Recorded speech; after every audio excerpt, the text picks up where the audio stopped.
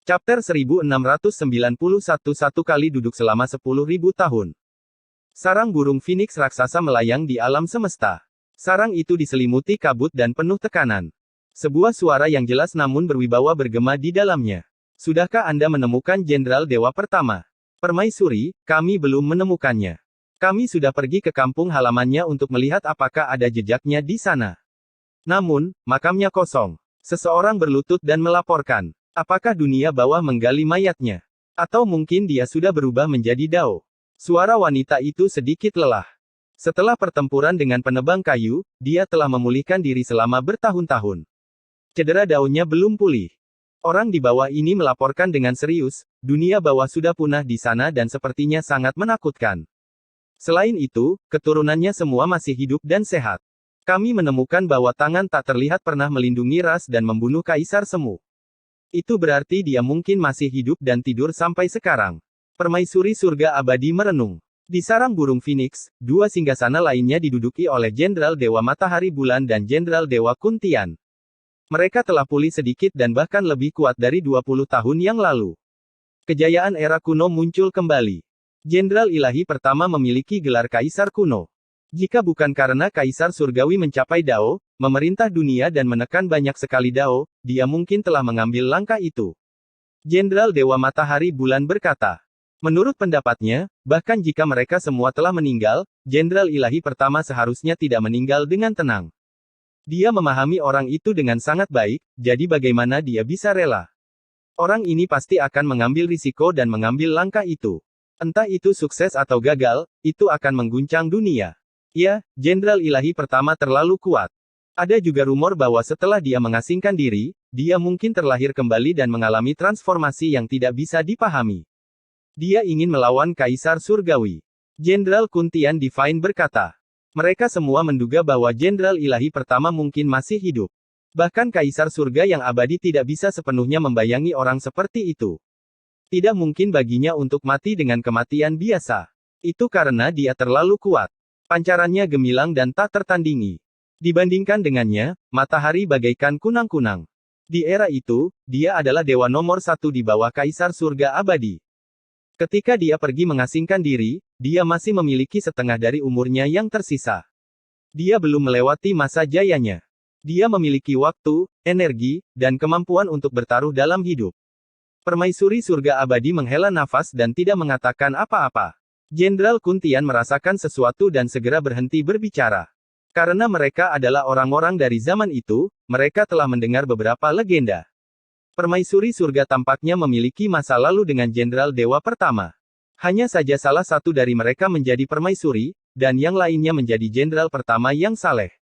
Kuharap dia masih hidup, kata permaisuri surga abadi. Kemudian, nadanya menjadi serius. Meskipun suaranya masih jernih dan merdu, ada niat membunuh yang menyebabkan seluruh dinasti bergetar. Retakan besar muncul di kehampaan alam semesta. Dia berkata, putra Kaisar Surgawi dibunuh oleh tubuh suci Ye Fan dan garis keturunan Kaisar Surgawi. Meskipun dia bukan anak kandung saya, dia tetap harus memanggil saya ibu. Hutang ini tidak bisa diabaikan. Jika ada di antara kalian yang punya waktu, bunuhlah beberapa orang. Dunia bawah telah menghadapi mereka dan konflik yang intens telah terjadi. Kita akan bergerak pada waktu yang tepat, tapi kita harus menghindari gadis kecil itu. Kami menduga bahwa dia adalah. Lakukan apa yang kau anggap baik. Jadi bagaimana jika itu dia? Pada akhirnya, kita masih belum tahu siapa yang mengancam para pahlawan abadi. Dia mungkin tidak bisa mengklaim supremasi. Itu akan terungkap di masa depan. Kata permaisuri surga abadi dengan dingin. Di Istana Bintang, di sebuah pulau dewa yang melayang di udara, Yetong dan Komatsu sedang mendiskusikan Dao. Yang Si dan Hua-Hua mendengarkan di samping dan keduanya sangat mabuk. Di sini, bunga Dao bermekaran satu demi satu dan puluhan ribu cahaya keberuntungan memenuhi langit.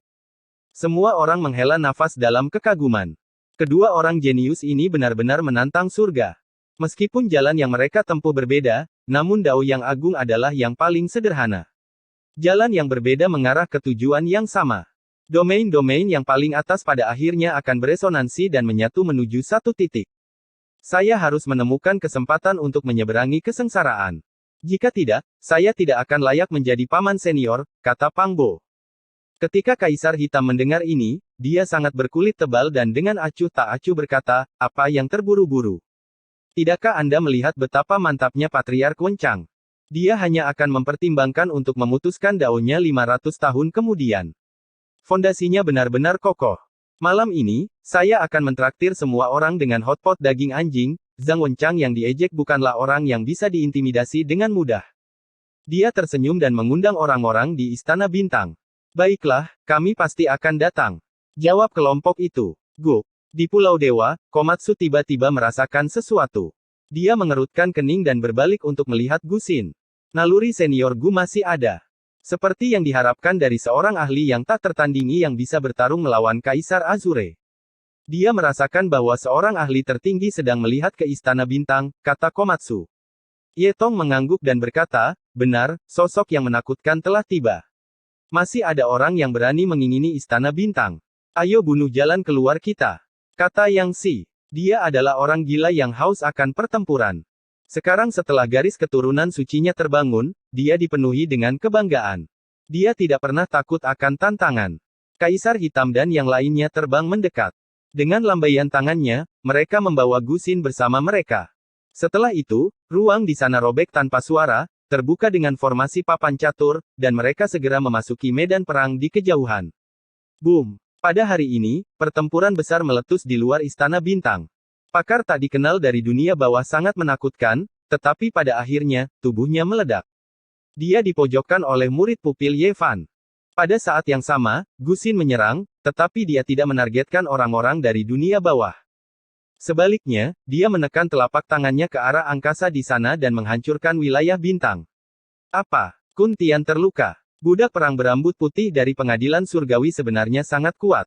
Jenderal ilahi matahari dan bulan terkejut di sarang burung Phoenix. Aku telah ceroboh. Jika dia masih memiliki indera jiwanya, dia tidak lebih lemah dari kita saat kita berada di puncak. Dia sangat menakutkan. Kun Tian terbatuk-batuk dan mengeluarkan beberapa tegukan darah. Sangat sulit baginya untuk kembali hidup-hidup. Jelas, tidak ada yang namanya tembok kedap udara. Pembalasan dendam dunia bawah dan pembunuhan pengadilan surgawi di sarang burung Phoenix semuanya mengalami serangan balik yang menakutkan, membuat angkasa luar gempar sekali lagi. Alam semesta menjadi semakin tegang. Dunia bawah, organisasi dewa, istana Dao, dan kekaisaran berdiri berdampingan, dan sekarang ada kemungkinan kebangkitan pengadilan surgawi.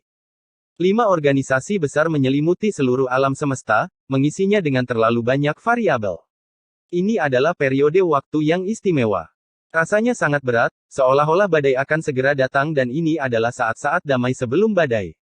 Setelah meletus, pasti akan ada hujan darah dan petir yang akan menghancurkan alam semesta. Semua orang sudah bisa meramalkan perang yang menakutkan dan kacau. Bahkan mungkin alam semesta akan hancur. Semua orang menunggu kegelapan di depan mereka, menunggu badai. Beberapa organisasi besar mulai bermigrasi, menghindari tanah air mereka dan berkelana ke perbatasan yang sunyi. Di dunia yang kacau ini, bertahan hidup adalah tugas yang paling penting. Suasana yang menindas begitu mencekam sehingga bisa membuat orang pingsan. Perang besar akan segera dimulai, dan yang paling menarik perhatian tentu saja adalah para ahli yang tak tertandingi. Tidak perlu menyebutkan dunia bawah. Dikabarkan bahwa ada makhluk tertinggi kuno yang sedang hibernasi. Organisasi dewa adalah sisa-sisa surga kuno, jadi pasti ada makhluk tertinggi yang mengawasinya. Jika tidak, bagaimana mereka bisa menentang dunia bawah? Dan permaisuri abadi, pria tua penebang kayu, dan yang lainnya bahkan lebih tak tertandingi. Jika mereka benar-benar bertarung sampai mati, siapa yang bisa bersaing dengan mereka? Tidak peduli bagaimana orang melihatnya, Istana Bintang saat ini adalah yang terlemah. Tidak ada sosok yang tak terkalahkan di dunia.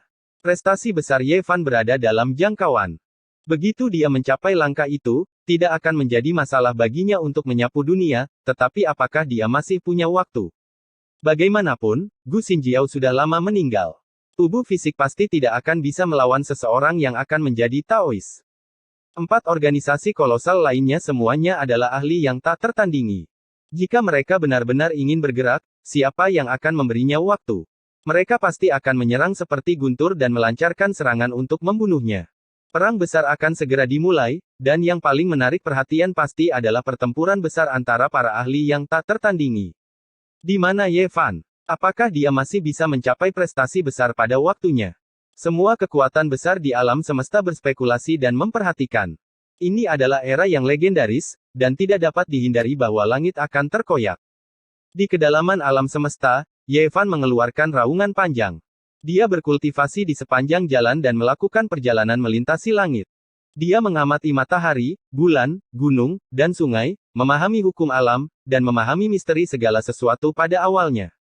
Dia membaca kitab suci kuno dari berbagai kaisar, dan dengan Kaisar Void dan Ni Huang sebagai pendamping, banyak tokoh yang keluar dari kitab suci untuk melawannya. Meskipun dia telah memperoleh banyak hal di sepanjang jalan dan kekuatannya meningkat pesat, lebih mudah diucapkan daripada dilakukan untuk mencapai surga dalam satu langkah dan menyentuh ujung Dao Kaisar. Itu bahkan lebih sulit daripada menciptakan langit yang cerah. Ini adalah lautan ilahi. Tidak diketahui bagaimana hal itu bisa terjadi, tapi itu benar-benar emas dan tak terbatas. Matahari, bulan, dan bintang-bintang akan jatuh ke laut dari waktu ke waktu. Pemandangan ajaib semacam ini benar-benar langka. Yevan terharu. Ada fluktuasi energi yang kuat di lautan ilahi ini. Dia berhenti di sini dan memperlakukannya sebagai tempat yang ideal untuk menyendiri. Meskipun dia bepergian dan memahami daunnya sendiri, dia masih tahu apa yang terjadi di dunia luar. Dia mengerti bahwa pengadilan surgawi membutuhkan seorang ahli yang luar biasa untuk muncul. Itu bukan demi menyelamatkan An Miaoyi, melainkan untuk melindungi pengadilan surgawi. Dia harus menerobos juga. Tidak ada yang tahu hal mengerikan seperti apa yang akan terjadi di dunia ini. Daoku, hukumku, jalanku. Yevan duduk di depan lautan ilahi emas, hampir menjadi gila. Waktu tidak akan menunggunya, dan dia harus segera menjadi lebih kuat. Seorang Miaoyi telah jatuh ke dunia bawah, dan hanya surga yang tahu apa yang akan terjadi di sana. Dia tidak meminta hal lain, dia hanya ingin menyelamatkannya. Pengadilan surgawi memiliki begitu banyak orang yang dicintai dan teman-teman, jadi mereka membutuhkannya untuk menjadi lebih kuat. Jika tidak, keempat eksistensi kolosal itu bisa menghancurkannya kapan saja. Jika makhluk tertinggi benar-benar muncul, bahkan gadis kecil itu tidak akan bisa diselamatkan. Namun, semakin dia cemas, semakin sulit bagi Yevan untuk menerobos. Dia duduk di sini selama 3 hari, dan kepalanya langsung memutih. Rambut ubannya berserakan, seolah-olah dia telah berusia 10.000 tahun dalam sekejap. Mengapa saya tidak bisa menerobos? Mengapa saya tidak bisa mengambil langkah besar ke depan? Yevan membuka mulutnya dan memuntahkan seteguk besar darah. Dia terlalu tidak sabar untuk sukses, mengacaukan kondisi pikirannya, membangkitkan iblis hati, melukai dirinya sendiri. Aku harus tenang, tidak kehilangan hati asliku. Dao saya berjaga-jaga. Yevan menenangkan pikirannya. Banyak kitab suci kuno di tubuhnya beresonansi, beberapa alam rahasia besar bersinar, mengosongkan pikirannya. Dia memutuskan semua obsesinya, menghasilkan Dao dengan satu pikiran. Kemudian, dia menjadi tidak bergerak, seluruh tubuhnya layu dan diam. Dia memasuki suatu jenis perenungan yang panjang, menjadi satu dengan kehampaan, menjadi bagian dari ketiadaan. Waktu terus berjalan, tidak diketahui sudah berapa tahun berlalu. Hari itu, pikirannya bergetar. Dia membuka matanya, merasakan sejenis aura yang tak terlukiskan. Mengapa dunia ini begitu sunyi dan sunyi? Lautan keemasan itu mengering, bintang-bintang itu semuanya padam. Alam semesta hancur, sudah hancur. Apa yang sedang terjadi? Apa yang terjadi? Yevan terkejut. Sudah berapa lama aku duduk di sini? Mengapa saya merasa seperti kehilangan banyak waktu? Namun, mengapa lingkungan alam semesta berubah begitu banyak?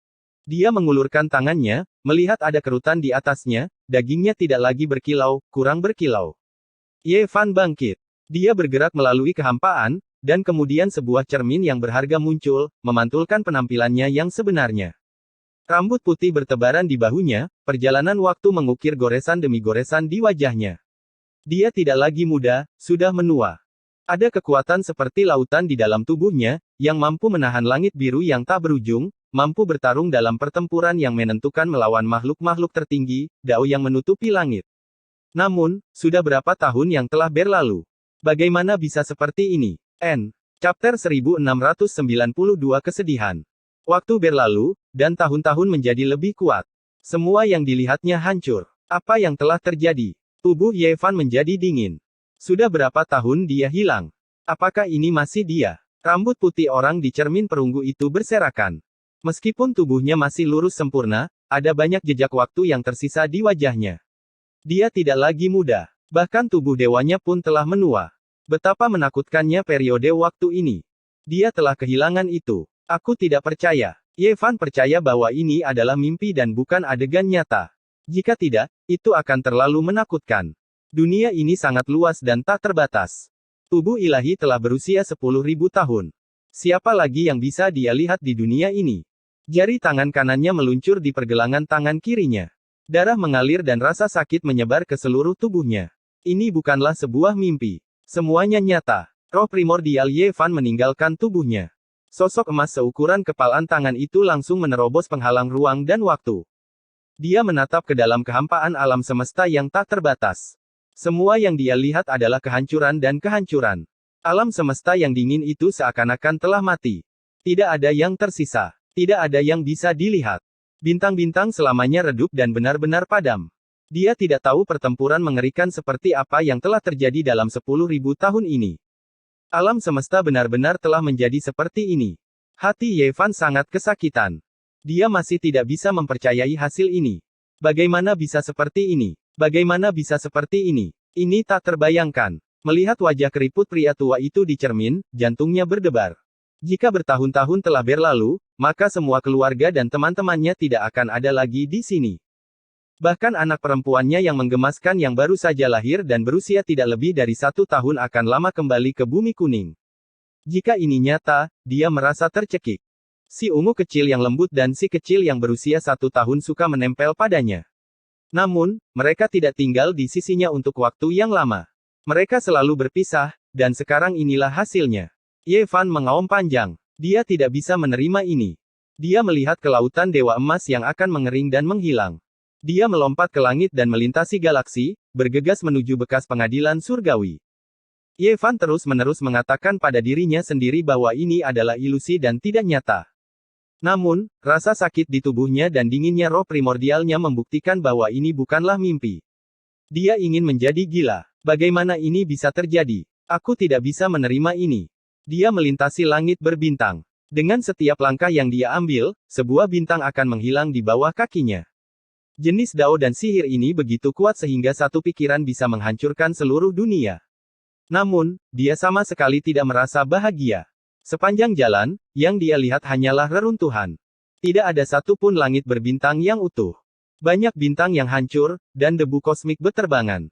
Sesekali, ada darah, patah tulang, dan pecahan senjata. Saat itu dingin dan menggigil. Ye Fan menolak untuk mengakuinya, tapi hatinya sudah terlanjur sakit. Ini bukanlah ilusi. Perang yang mengerikan telah terjadi ribuan atau bahkan puluhan ribu tahun yang lalu. Bagian dari alam semesta ini telah dihancurkan, tapi dia telah melewatkannya. Sepanjang perjalanan, dia tidak melihat satupun makhluk hidup. Di mana-mana hanya ada keheningan yang mematikan. Akhirnya, dia mendekati lapangan bintang di mana markas besar pengadilan surgawi berada. Hatinya menjadi dingin. Tempat ini telah hancur berantakan. Bintang-bintang telah hancur, dan untuk pulau-pulau ilahi yang melayang di udara, semuanya telah berubah menjadi debu. Ye Fan bergegas ke kedalaman seperti orang gila. Dia tidak meninggalkan siapapun di belakang. Dia tidak menemukan bahwa tempat ini telah lama menjadi reruntuhan. Hanya ada darah dan puing-puing. Tidak. Ye Fan meraung dalam kesedihan. Dia benar-benar melihat hasilnya. Seluruh tubuhnya gemetar. Dia mengepalkan tinjunya dengan erat dan wajahnya pucat. Semua harapan hancur. Pengadilan surgawi sudah tidak ada lagi. Dia ingin menemukan sesuatu, tapi pada akhirnya, tidak ada jejak sama sekali. Lacak sumbernya. Ye Fan meraung seperti orang gila. Dengan raungan, langit berbintang runtuh. Tempat ini segera diselimuti oleh kekacauan primitif.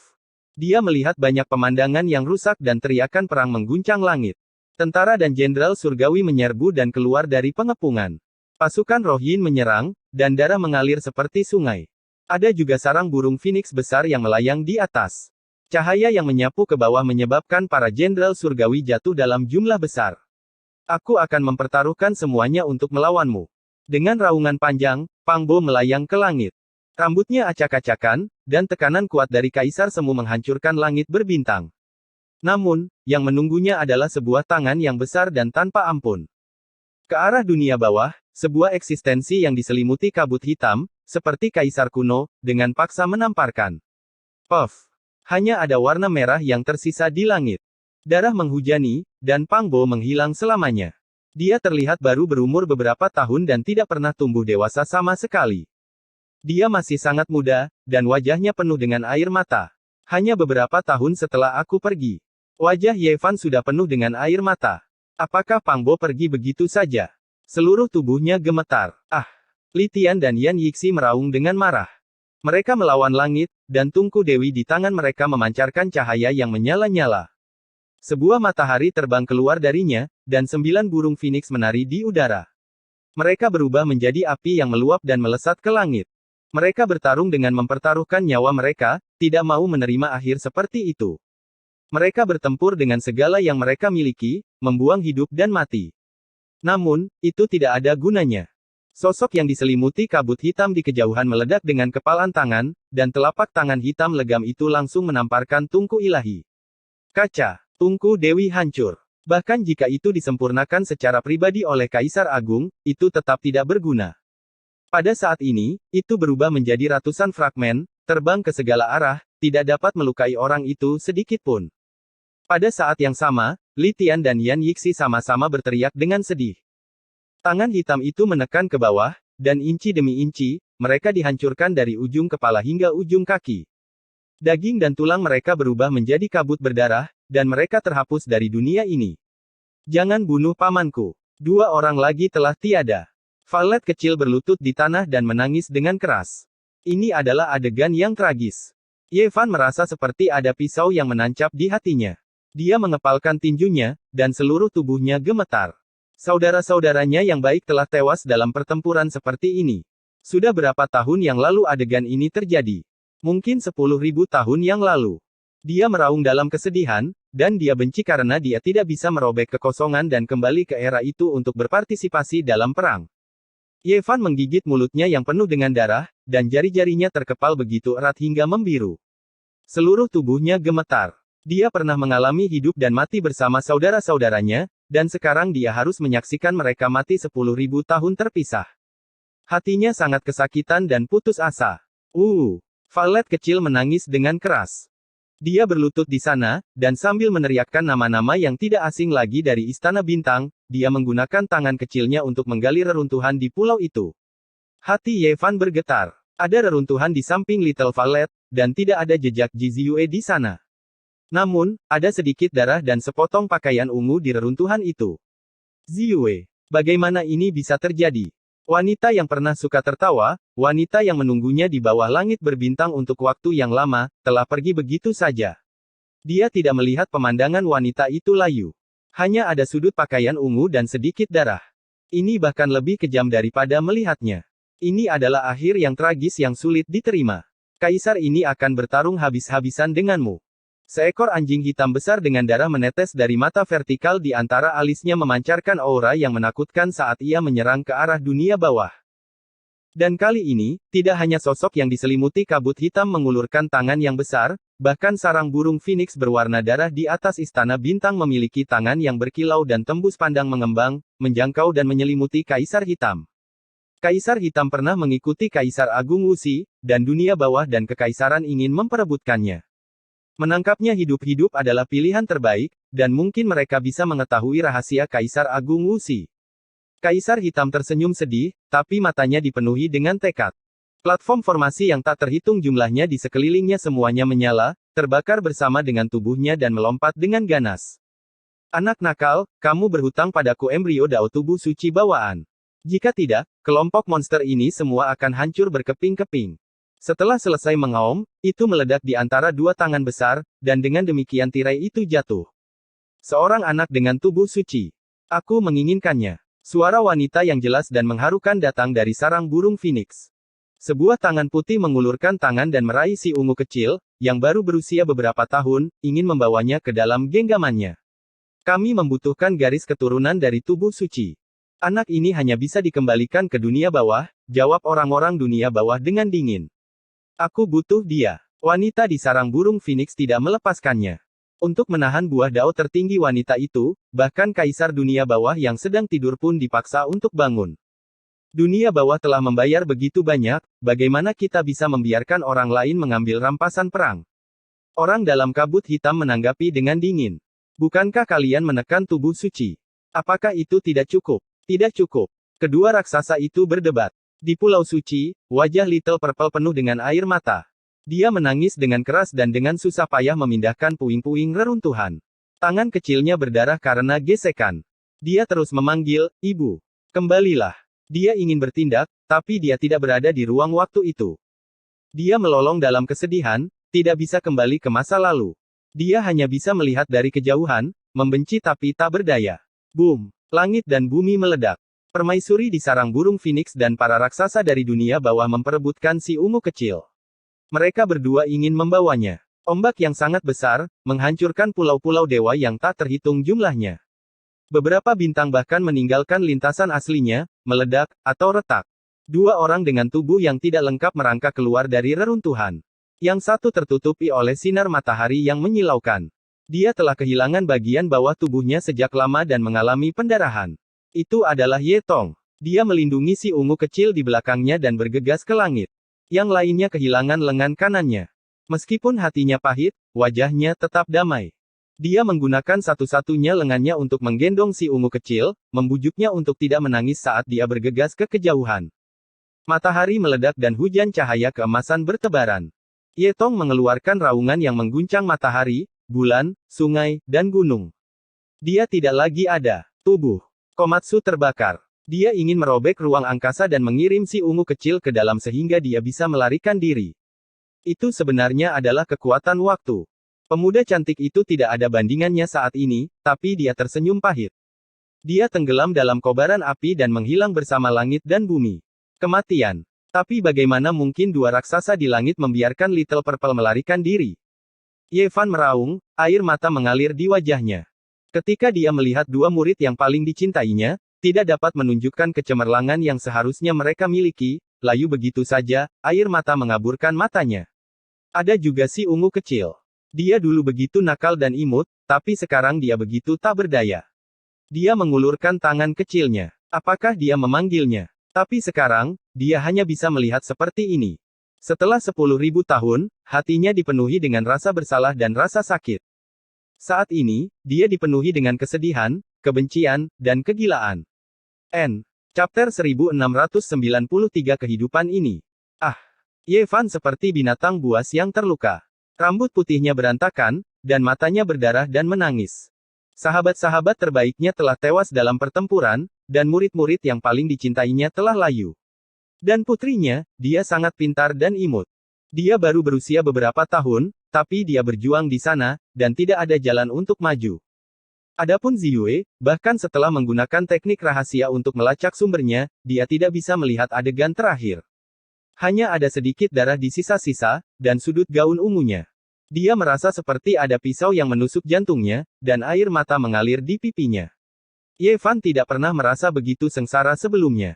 Dia sangat membenci dirinya sendiri. Mengapa dia tidak berada di sisi mereka?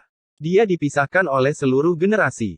Langit sangat kejam, membiarkan dia melihat pemandangan seperti itu, namun dia tidak bisa berpartisipasi dalam pertempuran. Dia dipenuhi dengan rasa tidak berdaya. "Ibu, jangan tinggalkan aku." Violet kecil takut. Sebuah suara lembut terdengar. Celah dalam kekosongan itu menutup, tapi dia tidak terbawa pergi. Karena kedua tangan raksasa itu memenjarakan keabadian, tidak ada yang bisa melarikan diri. Tidak peduli seberapa keras Komatsu berusaha, dia tidak bisa menembus celah ruang dan waktu. Ketika Ye Fan melihat dua tangan besar itu meraih ke arah kehampaan, menutupi tempat itu, dia memejamkan matanya. Air matanya sangat asin, mengalir ke dalam mulutnya. Sejak dia mulai berkultivasi, ini adalah pertama kalinya dia begitu lelah. Dia tidak bisa menahan diri untuk tidak menangis. Di masa lalu, dia pernah merasa sedih dan menyesal, tetapi dia tidak pernah merasa putus asa seperti ini. "Ayah, di mana kau?" Violet kecil takut. "Ibu tidak ada di sini lagi." Kata-kata lembut ini menusuk ke dalam hati Ye Fan seperti pisau tajam. Seluruh tubuhnya bergetar, dan dia mengepalkan tinjunya. Ye Fan meraung dalam kesedihan. Dia dengan marah menyerang langit, menghadap kedua tangan raksasa itu. Dia ingin menghentikan semua ini. Dia tidak bisa mentolerir siapapun yang menyakiti putrinya. Tinjunya menghancurkan langit, menyebabkan kedua tangan raksasa itu hancur dan menghilang. Tapi ini hanya sebuah adegan yang menghancurkan, dan bukan pertempuran yang telah melampaui ribuan tahun. Adegan terakhir terpaku di sana. Valet kecil terisak, matanya lebar dan tak berdaya, menatap langit. Begitu saja, semuanya hancur dan menghilang. Masa depan tidak bisa dilihat, dan hasilnya tidak bisa dilihat. Kekuatannya melonjak gila-gilaan, mengguncang alam semesta, membuat sisa-sisa yang ada bergetar. Banyak bintang yang terbelah meledak lebih jauh lagi. Ye Fan menyanyikan lagu sedih, penuh dengan kebencian dan kegilaan. Dia dengan paksa menahan rasa sakit dan rasa sakit, berjalan selangkah demi selangkah menuju kedalaman reruntuhan. Ini adalah tanah murni yang pernah dia lindungi dan tinggali, tapi sekarang, tidak ada yang tersisa. Reruntuhan, senjata yang rusak, dan noda darah semuanya menunjukkan betapa tragisnya pertempuran saat itu, dan betapa menyedihkannya sekarang. Ada gada di bawah kakinya yang telah terputus. Kesedihan terpancar di matanya. Ini adalah senjata para barbar. Hasil ini tidak mengejutkan dan sesuai dengan harapannya. Sejak Istana Bintang telah dihancurkan, tidak banyak yang bisa bertahan. Teman-teman yang pernah bertarung berdampingan, yang telah melalui suka dan duka bersama, semuanya pergi selamanya. Ye Fan seperti jiwa yang kesepian, berjalan di reruntuhan yang sunyi. Air mata panas mengalir di pipinya. Dia tidak berbicara, juga tidak bersuara. Dia tidak ingin berhenti, dan hanya ingin terus berjalan. Mengapa? Mengapa? Dia tidak dapat berpartisipasi dalam pertempuran saat itu, dan penyesalan ini tidak dapat ditebus. Dia ingin menangis, tapi tercekik di tenggorokannya.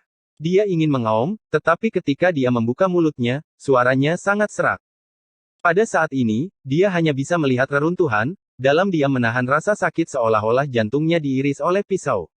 Bagaimana ini bisa terjadi? Ye Fan menjambak rambutnya. Dia mulai membenci dirinya sendiri. Mengapa dia harus pergi? Mengapa dia mengasingkan diri selama 10.000 tahun? Berjalan di langit berbintang yang dingin, dia tidak dapat menemukan kehangatan masa lalu. Ye Fan seperti orang yang tidak berjiwa. Dia berkepala plontos, dan seluruh tubuhnya terasa dingin. Cedera semacam ini sulit disembuhkan. Dia jatuh ke dalam menyalahkan diri sendiri. Mengapa dia tidak menemani mereka? Mengapa dia melewatkan pertempuran itu? Ini tidak bisa dimaafkan. Ye Fan berada dalam keadaan linglung. Dia merasakan kepahitan dalam kesepian, siksaan dalam keheningan. Dia terus berjalan maju, tidak ingin berhenti. Hatinya kesakitan, dan jiwanya terluka. Jika dia menangis dengan keras, mungkin dia akan merasa sedikit lebih baik, tetapi dia tidak bisa melakukannya. Ada begitu banyak orang, dan mereka semua telah pergi. Senyum cemerlang Purple Moon terkubur di bawah reruntuhan, hanya menyisakan noda darah. Si ungu kecil terisak keras, kehilangan semua keceriaannya. Tubuh Pang Bo yang megah tidak dapat menahan serangan dari raksasa dunia bawah. Yang tersisa hanyalah bercak merah. Dia seperti hantu, tinggal di sini selama berhari-hari. Tidak ada matahari, tidak ada bulan, hanya kegelapan, karena semuanya telah hancur. Pada akhirnya, Ye Fan seperti anak kecil.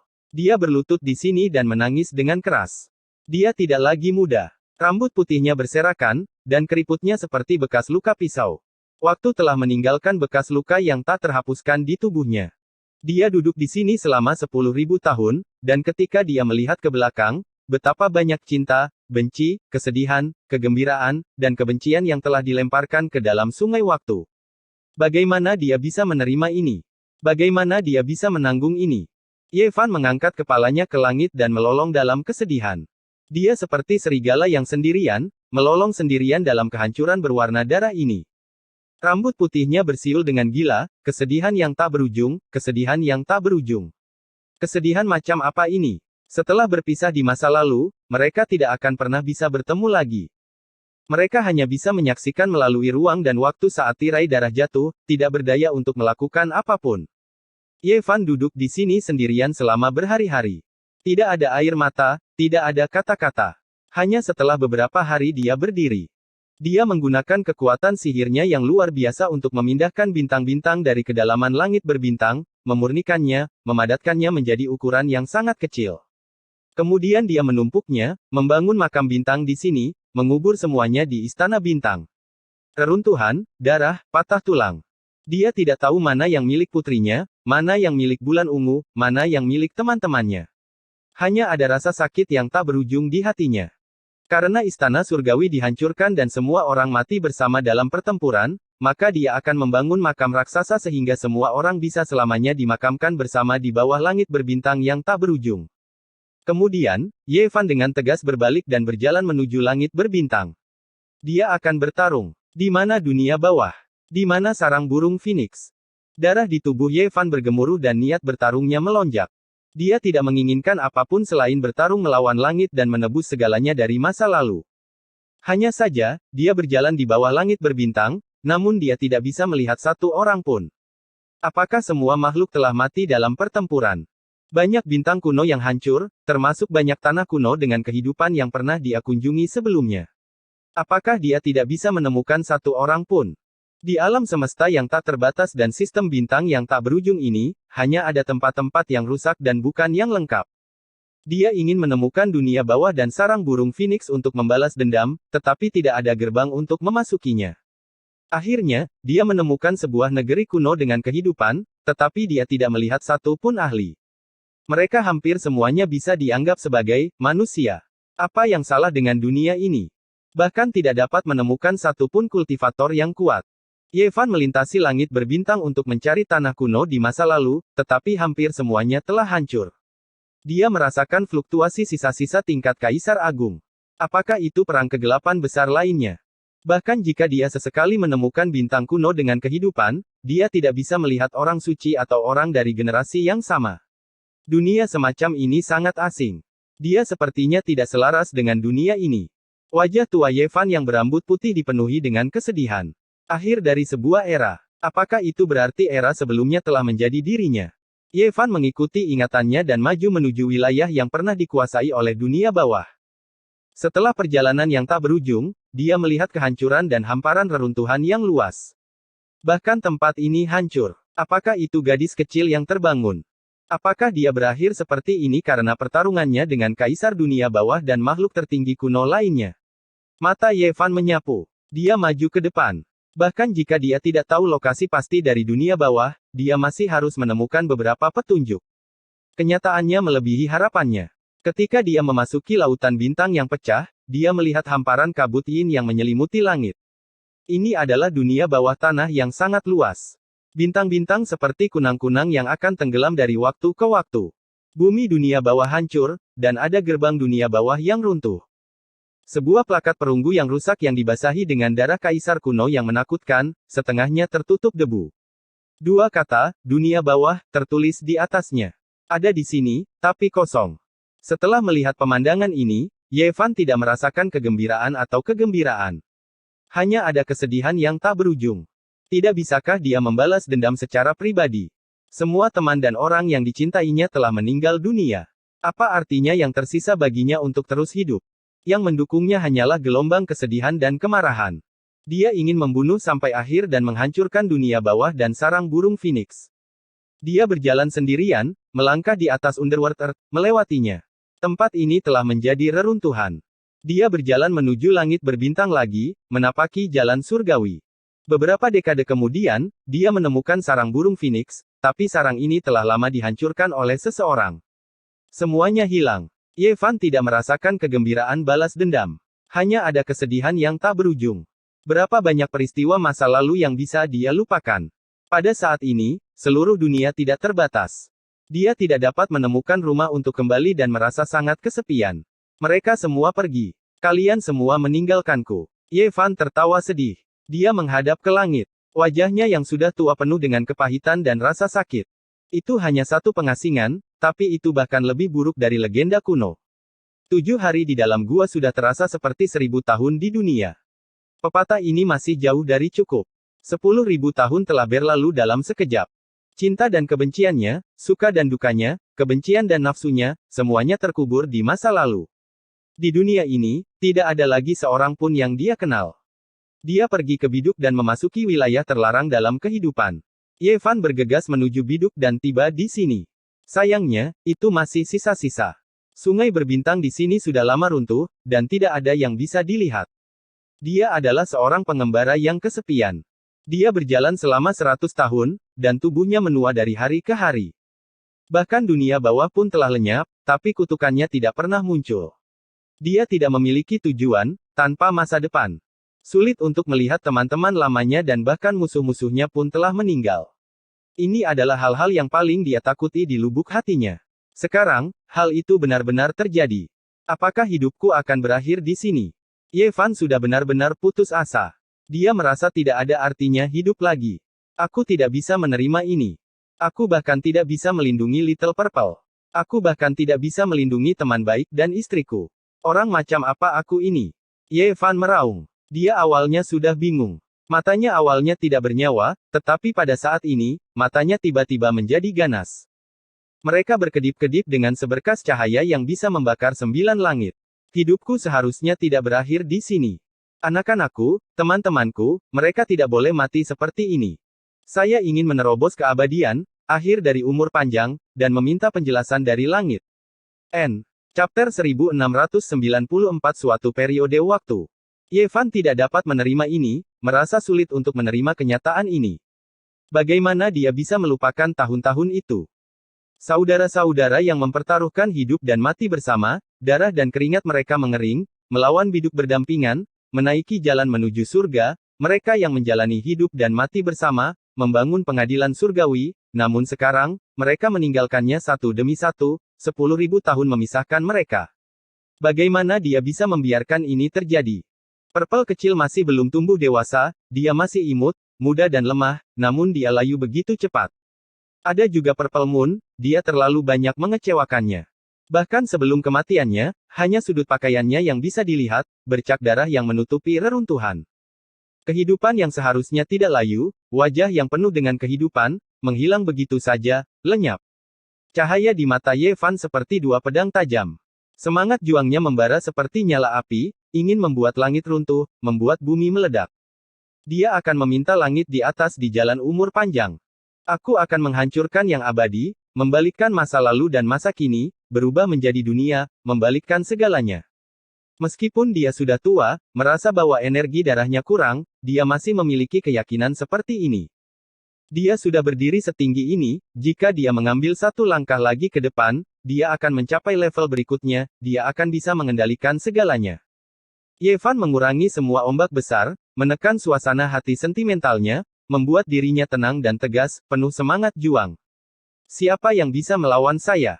Dia berjalan melintasi langit berbintang, melangkah ke kubah langit, mencari musuh, berharap untuk berkembang di puncak sublimasi, mengejar umur panjang. Dunia ini sangat sunyi, tidak dapat melihat para pendahulu, tidak dapat melihat jalan pulang. Sebenarnya tidak ada seorang pun yang bisa menerima tantangannya. Para jenius pembengkok surga di masa lalu semuanya layu, semuanya mati. Ye Fan maju sendirian, melangkahi biduk-biduk, mikro ungu, Amitabha, kenaikan surga, pencapaian surga, murbei api, dan bintang-bintang kuno lainnya.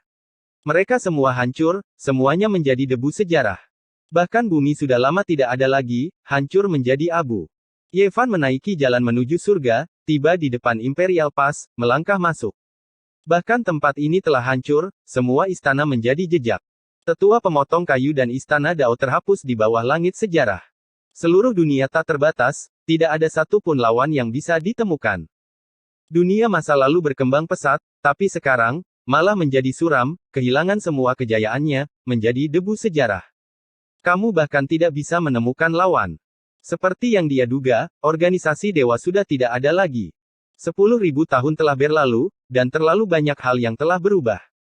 Bagi orang yang suka mendengarkan dongeng, itu mungkin tidak lama, tapi kenyataannya, itu benar-benar terlalu lama. Dunia bawah dan organisasi dewa, yang telah ada sejak zaman kuno, telah dihancurkan. Ini adalah periode perubahan intens yang membuat orang gemetar dan menghela nafas dengan takjub. Siapa yang bisa melawanku? Ye Fan meraung. Di alam semesta yang suram ini di mana hanya ada beberapa planet yang tersisa dengan kehidupan, dia bahkan tidak bisa melihat satu pun lawan. Akhir dari dunia yang makmur ternyata menjadi gurun yang sunyi. Saat itu, zaman keemasan macam apa itu? Bintang-bintang bersinar dengan gemerlap, para pahlawan bersaing untuk mendapatkan supremasi. Pangeran Kekaisaran dan Pangeran Kuno keduanya bersinar dengan kecemerlangan, dan makhluk-makhluk tertinggi kuno mengguncang wilayah terlarang. Era hebat macam apa itu? Memikirkannya saja sudah membuat orang gemetar. Dan para ahli akan lebih bersemangat. Mereka cukup beruntung untuk dilahirkan di era yang paling gemilang sejak zaman kuno. Itu adalah era yang paling ideal, dan mereka dapat terlibat dalam pertempuran paling gemilang dalam hidup mereka. Nama-nama pun muncul satu demi satu, Yao Guang, Taichu, Zhang Bairen, Di Huang, Dao Yi, Kilin Api, Pangeran Suci. Tapi mereka semua telah meninggal dunia, dan tidak ada satu orang pun yang bisa ditemukan. Ye Fan merasa bahwa dia telah mencapai puncak kekuatan, tetapi dia tidak dapat menemukan lawan. Bahkan dia sendiri tidak bisa memperkirakan seberapa menakutkan kekuatan tempurnya. Jika tidak ada lagi lawan, dia mungkin akan menjadi tua. Fisik suci bisa hidup selama lebih dari 10.000 tahun, dan sekarang, itu hampir berakhir. Bahkan jika dia telah memakan beberapa obat suci dan buah suci, itu tidak akan memperpanjang umurnya terlalu banyak. Saat itu, dia sudah mengimbangi cedera Dao dan korosi waktu di tanah terlarang kuno yang sunyi. Aku akan menjadi tua, dan aku sebenarnya tidak memiliki satu lawan pun. Ini bukanlah semacam kemuliaan yang tak terkalahkan, tapi semacam kesepian yang tak terbatas. Dia akhirnya mengalami siksaan semacam ini, dan dia bisa merasakan suasana hati seorang kaisar kuno. Dari menjadi musuh seluruh dunia, menjadi tak terkalahkan di langit dan bumi, dan kemudian menjadi benar-benar diam. Kekejaman macam apa ini? Semua orang dari generasinya telah meninggal, dan dia adalah satu-satunya yang tersisa, menanggung kesepian yang tak berujung. Di dunia yang tak terbatas, dia bahkan tidak bisa menemukan musuh. Secara sukarela bertransformasi menjadi gadis kecil itu, mengapa dia membuat keputusan seperti itu saat itu? Ye Fan bergumam pada dirinya sendiri, diam-diam menatap langit. Aku hanya diriku sendiri, dan aku tidak peduli dengan orang lain. Di dunia ini, saya ingin menjadi tak terkalahkan. Karena tidak ada lagi lawan di dunia ini, maka aku akan bertarung dengan diriku sendiri, menerobos jalan keabadian, dan bertanya pada langit. Setelah kesedihan yang luar biasa, Ye Fan berjalan sendirian selama 100 tahun, dan sekarang, dia telah membuang kesedihannya. Seperti pedang berharga yang terhunus, dia melepaskan kecemerlangan yang paling cemerlang, dan auranya melesat ke 9 langit. Dia berubah menjadi dewa perang yang tak terkalahkan, memandang ke bawah ke arah matahari, bulan, gunung, dan sungai. Dengan satu pikiran, dia menggerakkan dunia, dan segala sesuatu di alam semesta berada dalam genggamannya. Tidak ada musuh, saya adalah musuh saya sendiri. Aku akan bertarung dengan diriku sendiri. Keyakinan Ye Fan begitu kuat sehingga bahkan sungai berbintang di alam semesta pun bergetar. Jika dia meraung, seluruh ruang angkasa berbintang akan runtuh. Ini adalah pemandangan yang sangat menakutkan. Auranya, kemampuan bertarungnya, kemauannya, dan keyakinan yang tak tertandingi itu, semuanya mencapai puncak absolut sejak dia dilahirkan di dunia ini. Saya berdiri di puncak tertinggi dalam hidup saya. Aku akan bertarung dengan diriku sendiri, dan berjalan di jalan yang menjadi milikku sendiri. Suara nyaring ini mengguncang seluruh angkasa berbintang. Seorang Ye Fan yang sedang berjalan menuju puncak paling mulia dalam hidupnya muncul, menghancurkan semua penghalang. Tidak ada yang bisa menghalangi jalannya. Kemanapun pandangannya tertuju, tempat itu akan runtuh, menjadi hamparan yang megah. Setelah itu, kekacauan yang luar biasa meledak saat adegan penciptaan muncul. Boom! Pada saat ini, kilat yang gemilang melesat keluar dari fondasi kekalnya, mengoyak alam semesta ini, menghancurkan dunia ini. Itu menerangi keabadian, begitu menyilaukan sehingga orang tidak bisa membuka mata mereka. Ye Fan memejamkan matanya, membiarkan cahaya abadi bersinar lebih terang lagi. Dia tidak bergerak untuk waktu yang lama, memahami pengalaman unik ini. Setelah sekian lama, dia membuka matanya. Cahaya yang berkobar perlahan-lahan menghilang. Di hadapannya, ada lautan ilahi keemasan yang bergelombang dengan kekuatan yang megah. Dari waktu ke waktu, matahari, bulan, dan rasi bintang akan turun darinya. Alam semesta sangat luas tanpa batas, sungai-sungai astral yang megah, tidak pernah rusak, tidak pernah hancur. Rasanya seperti baru kemarin. Ye Fan duduk di sana, tidak bergerak sama sekali. Dia diam-diam menatap ruang berbintang ini. Setelah sekian lama, barulah dia bergumam dalam hati, aku melihat sudut masa depan. Bahkan sekarang, ketika dia mengingatnya kembali, hatinya masih sakit. Jiwanya masih terluka. Itu adalah periode kekejaman yang tak terpadamkan. Ye Fan mengeluarkan raungan panjang. Dia berdiri, ingin menggenggam masa depan. Dia tidak boleh membiarkan tragedi itu terjadi. Sebuah bola api menyala di hati Ye Fan. Dia ingin menghentikan semua ini. Orang yang paling penting dalam hidupnya ada di sampingnya, tepat di depannya. Dia pasti tidak bisa menunggu sampai dia kehilangan mereka untuk merasakan sakit. Segalanya terasa seperti pengalaman nyata. Tekadnya sekuat besi. Dia harus melindungi semua orang dan tidak akan menunggu sampai hal itu benar-benar terjadi. Pada saat yang sama, Ye Fan juga tahu mengapa hal seperti itu terjadi. Sepotong kayu ilahi di tangannya sangat panas dan telah terbakar menjadi abu. Ini adalah rahasia masa lalu yang dia peroleh dari garis keturunan bidadari utara dan dia telah berhasil mengolahnya. Setelah sekian lama, dia membuat semua orang di Istana Bintang memahaminya, tetapi tidak ada yang bisa memahaminya. Itu membutuhkan takdir surgawi, dan bahkan dia tidak bisa memasukinya. Baginya, itu hanyalah sepotong kayu. Sekarang, dia secara tak terduga telah mengolahnya, dan sebuah segmen makna yang mendalam tercetak di benaknya. Ini adalah teknik rahasia tertinggi, rahasia yang tak tertandingi untuk mengembangkan roh primordial. Setelah dipahami dengan sempurna, seseorang kadang-kadang bisa meramalkan masa depan. Selain itu, dia menemukan bahwa kata rahasia, gerakan, telah berkembang pesat. Dia tampaknya telah mengganggu waktu selama proses memahami Dao. Kombinasi dari dua teknik rahasia tertinggi telah menciptakan pengalaman yang menakutkan barusan. Dan laut ini. Ye Fan menatap lautan kepahitan keemasan dan tidak mengatakan apa-apa untuk waktu yang lama. Setelah jangka waktu yang tidak diketahui, tatapannya menjadi tegas. Periode waktu yang dia alami adalah harta paling berharga dalam hidupnya. Suatu periode waktu, suatu periode kehidupan. Dao saya terbentuk karenanya. Itu adalah harta yang tak ternilai harganya. Ye Fan menjadi semakin tegas. Cahaya di matanya mengejutkan langit. Itu adalah masa depan. Meskipun itu bukan satu-satunya, itu mungkin benar-benar berubah. Namun, 10.000 tahun kehancuran, ratusan tahun pengejaran kesepian, keputusasaan dan kesedihan, serta pemahaman dan pengertian akan kehidupan, semuanya tak terhapuskan.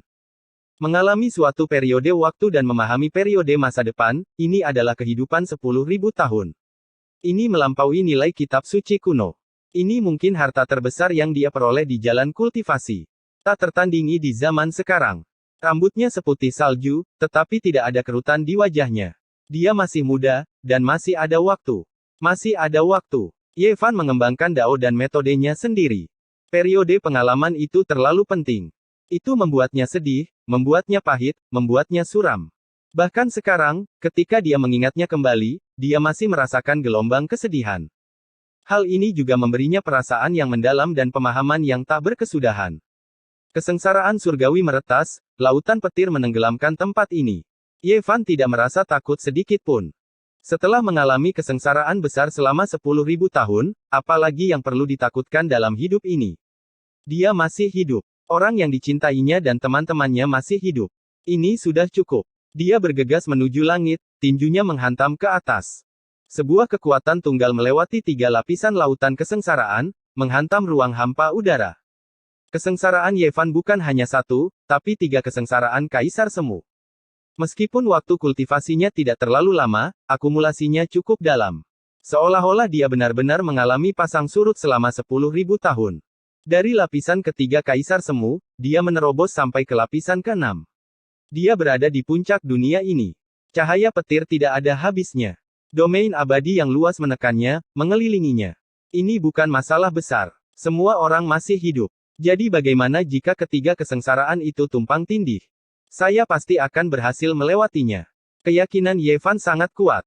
Setelah melewati masa depan yang sebenarnya, dia sangat tersentuh. Keinginannya seperti baja, tidak menganggap 3 kesengsaraan besar itu sebagai hal yang sulit. Pada kenyataannya, 3 kesengsaraan Kaisar Semu itu terlalu langka. Bahkan jika itu bukan satu-satunya sejak zaman kuno, itu hampir terjadi. Pada tingkat ini, bagaimana mungkin seseorang terus-menerus mengalami kesengsaraan? Dalam keadaan normal, kesengsaraan Kaisar Semu benar-benar perlu dilalui lapis demi lapis. Semakin jauh seseorang melangkah, semakin sulit. Setiap lapisan akan menjebak seorang kultivator selama bertahun-tahun, bahkan sampai mati. Namun, Ye Fan sangat kuat. Ketiga kesengsaraan ini tidak dapat menghentikannya. Dia bergegas ke atas, melewati semua lautan petir, menerobos domain abadi yang luas. Kuali menari bersamanya. Apa yang dia inginkan bukan hanya ini. Dia tidak bisa berakting di masa depan lagi. Dia harus menjadi lebih kuat. N. Chapter 1695 Lonceng Abadi. Ye Fan sangat lelah. Dia berhasil melewati 3 lapis kesengsaraan Kaisar Semu, tubuhnya berlumuran darah. Bahkan orang sekuat dia tidak bisa dengan mudah melewatinya. Berapa banyak orang yang telah melihat jenis kesengsaraan ini sebelumnya. Kesengsaraan Kaisar Semu sulit untuk dilalui, namun dia berhasil melewati 3 cobaan besar secara berurutan. Dang! Sebuah suara lonceng berbunyi, suaranya dingin, mengguncang jiwa seseorang. Sebuah lonceng besar muncul. Kesengsaraan surgawi awalnya akan tersebar. Ye Fan meledakkan sosok kekosongan Immortal Domain, membunuh naga hijau, burung vermilion, dan lainnya. Dia tidak pernah menyangka artefak jenis ini akan muncul lagi, ini sangat mendadak. Tidak ada banyak petir yang tersisa, dan lonceng besar ini juga sangat tidak jelas. Ada garis-garis cahaya listrik yang terjalin, menguraikan bentuknya. Itu bukan lonceng Wuxi yang pernah dia lihat sebelumnya, melainkan tubuh lonceng misterius yang belum pernah dia lihat sebelumnya. Simbol-simbol yang tak ada habisnya, terukir di dinding lonceng, setiap simbol kuno yang memiliki kekuatan aneh. Itu mengintimidasi. Ketika Ye Fan melihatnya, dia merasa seolah-olah semua pembuluh darahnya melonjak, berinteraksi dengannya, beresonansi dengannya. Itu adalah perasaan yang sangat aneh. Kemudian, itu bergetar dengan cara yang panjang dan berlarut-larut, hampir membuat jiwa Ye Fan rontok. Bahkan seseorang yang sekuat dia tidak punya pilihan selain melakukan semua yang dia bisa untuk melawan, menggunakan semua kekuatannya. Sungguh menakutkan. Bagi Ye Fan untuk mengucapkan 3 kata ini, itu benar-benar langka. Bukannya dia belum pernah menghadapi serangan dari artefak Kaisar sebelumnya, tapi sekarang, dia merasa lonceng ini bahkan lebih misterius. Pada saat itu, dia memikirkan artefak sekte. Itu lahir di Gunung Abadi, yang sebelumnya diserang oleh seorang kaisar, yang ingin merebut lonceng abadi yang digenggam oleh keturunan Kunlun. Sudah pasti itu benar-benar tak terduga. Apakah benih abadi itu, mencerminkan tempat ini? Itu ditempa dari hukum alam, jalinan petir, tidak jauh berbeda dari objek nyata. Itu juga bisa mengeluarkan suara yang jernih dan merdu. Dengan suara Weng, itu berubah menjadi seberkas cahaya yang mengalir, dan kemudian ditekan ke bawah. Mulut lonceng membesar, mengelilingi orang dan kuali di bawahnya, sepenuhnya menutupi mereka. Ye Fan melawan. Ini adalah tekanan yang luar biasa. Darahnya yang menjadi semakin merah mulai mendidih, tulang-tulangnya mengeluarkan suara gege. Sinar cahaya tersebar dari lonceng abadi. Ye Fan mengorbankan kuali dan menggunakannya untuk menahan serangan. Meskipun dia bisa dengan mudah melukai dirinya sendiri, dia mengambil risiko dan melunakkan kuali sumber energi. Jika seseorang tidak memiliki tubuh ilahi, jika seseorang tidak terlalu kokoh, pasti akan sulit untuk bertahan. Itu terlalu kuat. Tubuh Ye Fan terbelah, bekas luka berdarah muncul. Mungkin juga bisa dikatakan bahwa justru karena tubuh fisiknya terlalu kuat, lonceng abadi muncul, sesuai dengan kesengsaraan surgawi yang harus dia hadapi, menekannya. Satu-satunya hal yang beruntung adalah bahwa lonceng abadi tidak bertarung sampai mati, bertarung sampai akhir, tidak mengambil langkah maju. Setelah jangka waktu yang tidak diketahui, Ye Fan menggunakan segala macam teknik rahasia untuk menahan cahaya langit yang jatuh. Dia bahkan menggunakan fenomena tubuh suci untuk membuka seluruh langit dan mengangkat lonceng surgawi. Di tempat itu, pancarannya sangat terang. Sebuah lonceng besar yang panjang dan panjang, mengoyak kedamaian dari zaman yang tak berujung. Sementara itu, pada saat ini, Ye Fan akhirnya merasakan sesuatu. Ada jenis kekuatan yang akan berfluktuasi di dalam tubuhnya, beresonansi dengan lonceng abadi itu. Sebuah mantra muncul di benaknya. Dia segera terguncang, gelombang besar bergelombang di dalam dirinya. Itu sebenarnya terkait dengan mantra ini. Apakah karena itu lonceng abadi terbentuk? Ye Fan sangat terkejut. Kabut yang telah menyelimutinya selama bertahun-tahun sepertinya telah menyebar sedikit. Dia gemetar dalam hati, memikirkan banyak hal. Dia pasti harus mengejar masalah ini. Tulisan suci berbunyi, dan kemudian semuanya menjadi tenang. Lonceng abadi juga menghilang, lautan petir antara langit dan bumi secara bertahap menyebar, hendak memulihkan cahaya bintang di langit. Namun, dengan suara hong yang keras, seolah-olah lautan yang mengamuk menerkam. Puluhan ribu ombak mengamuk. Ini adalah api besar yang membakar alam semesta menjadi abu. Bintang-bintang di kejauhan dilalap api dan langsung meleleh. Ini adalah api karma, memanggang Ye Fan, memurnikan tubuhnya. Itu datang dengan sangat misterius, sangat tiba-tiba. Dunia manusia tidak ada habisnya, semua makhluk hidup berdosa. Ketika api membakar tubuh mereka, para dewa juga tidak akan membiarkan mereka pergi, para Buddha kuno juga tidak akan selamat. Begitu api memasuki tubuh, ia akan benar-benar membakar jiwa, bahkan akan sepenuhnya dimurnikan.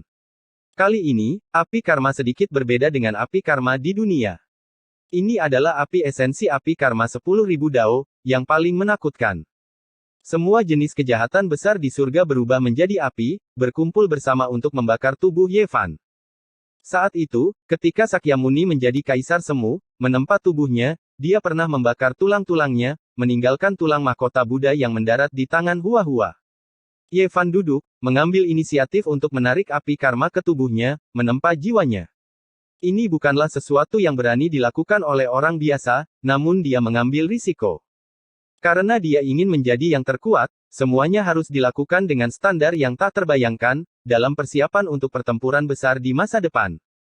Dia tidak akan membiarkan penyesalan terjadi. Meskipun masa depan penuh dengan ketidakpastian, dan apa yang dia lihat hanyalah sudut masa depan, penuh dengan variabel, belum tentu benar, selama ada kesempatan, dia akan mencekiknya di tahap awal. Meningkatkan kekuatannya adalah pilihan yang tak terhindarkan. Tubuh emas api karma, seluruh tubuh Ye Fan bersinar, darah di tubuhnya melonjak, setiap tulang bergerak berirama, bergetar tanpa henti. Ini adalah jenis penempaan, dan terlebih lagi transformasi yang langka. Itu bukan api karma yang dilihat orang awam, melainkan 10.000 api di dalam api karma, menempa tubuhnya, membakar tanpa henti. Ini tentu saja merupakan kesengsaraan yang luar biasa, karena orang dapat dengan jelas melihat daging Ye Fan hancur, hampir terbakar. Setiap tulang bertabrakan, bahkan hancur. Tubuhnya sedang merekonstruksi, seperti ular yang menanggalkan kulit lamanya. Tulang-tulang yang patah juga keluar, daging dan darah terus berjatuhan, meneteskan darah segar. Pemandangan semacam ini sangat menakutkan. Bagaimana mungkin transformasi bisa seperti ini? Seharusnya dilakukan selangkah demi selangkah, dari perubahan kecil. Untuk menjadi begitu berani dan tegas seperti ini, tulang yang patah diganti, daging dan darah dikurangi, sungguh agak menakutkan. Namun, api karma yang digunakan oleh Kaisar Semu adalah seperti ini. Transformasi semacam ini tidak memiliki perintah apapun untuk dibicarakan, itu sangat pantang menyerah, sangat ganas. Bencana besar di luar tubuh Ye Fan membakar dengan ganas, menelan dirinya. Tempat ini menjadi semakin misterius, seolah-olah ada kapak besar yang tak terlihat menebang, mengubah tubuhnya. Setelah entah berapa lama waktu berlalu, api karma benar-benar mundur. Kuali itu melayang di atas kepala Ye Fan.